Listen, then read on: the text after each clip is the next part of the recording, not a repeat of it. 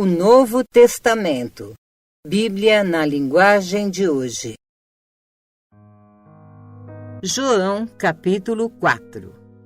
Os fariseus ouviam dizer que Jesus estava ganhando mais discípulos e batizava mais pessoas do que João. De fato, não era Jesus quem batizava, e sim os seus discípulos. Mas quando Jesus ficou sabendo disso, saiu da Judeia e voltou para a Galileia. No caminho, ele tinha que passar pela região da Samaria. Ele chegou a uma cidade da Samaria chamada Sicar, que ficava perto das terras que Jacó tinha dado ao seu filho José. Ali ficava o poço de Jacó. Era mais ou menos meio-dia quando Jesus, cansado da viagem, sentou-se perto do poço. Uma mulher samaritana veio tirar água e Jesus lhe disse: "Por favor, me dê um pouco de água." Os discípulos de Jesus tinham ido até a cidade comprar comida. A mulher respondeu: "O Senhor é judeu e eu samaritana. Então como é que o Senhor me pede água?" Ela disse isso porque os judeus não se dão com os samaritanos. Então Jesus disse: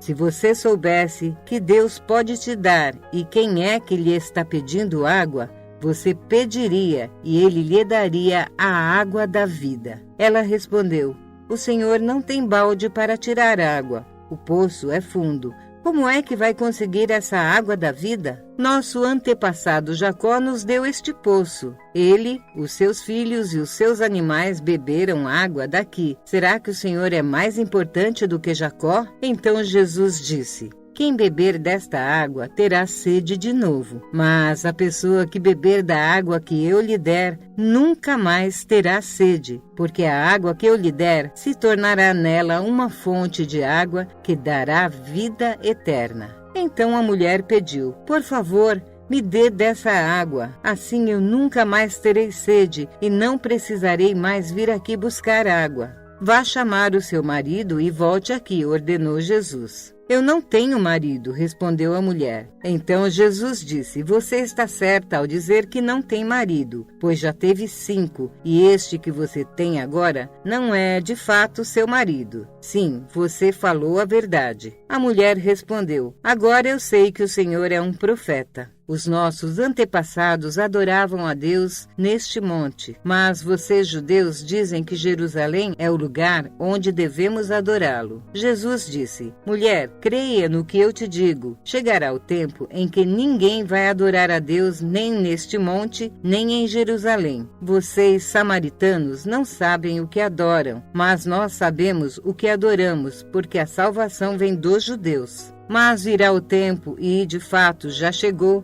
em que os verdadeiros adoradores vão adorar o Pai em espírito e em verdade, pois são esses que o Pai quer que o adorem. Deus é espírito e por isso os que o adoram devem adorá-lo em espírito e em verdade." A mulher respondeu: "Eu sei que o Messias, chamado Cristo, tem que vir, e quando ele vier vai explicar tudo para nós." Então Jesus afirmou: "Pois eu, o que estou falando com você, sou o Messias." Naquele momento chegaram os seus discípulos e ficaram admirados, pois ele estava conversando com uma mulher. Mas nenhum deles perguntou à mulher o que ela queria. E também não perguntaram a Jesus por que motivo ele estava falando com ela. Em seguida, a mulher deixou ali o seu pote, voltou até a cidade e disse a todas as pessoas: "Venham ver o homem que disse tudo o que eu tenho feito. Será que ele é o Messias?" Muitas pessoas saíram da cidade e foram para o lugar onde Jesus estava. Enquanto isso, os discípulos pediram a Jesus: "Mestre, coma alguma coisa." Jesus respondeu: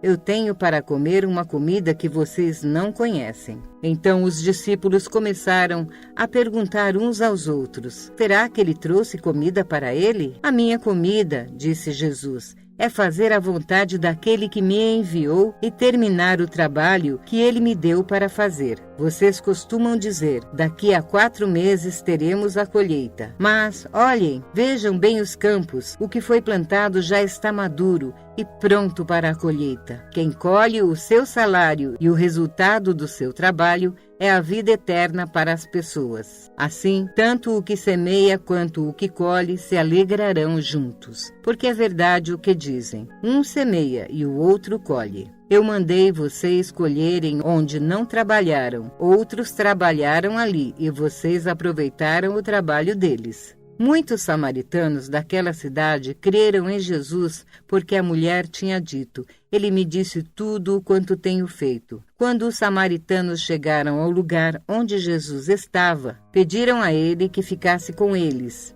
E Jesus ficou ali 2 dias. E muitos outros creram por causa da mensagem dele. Eles diziam à mulher: agora não é mais por causa do que você disse que nós cremos, mas porque nós mesmos o ouvimos falar.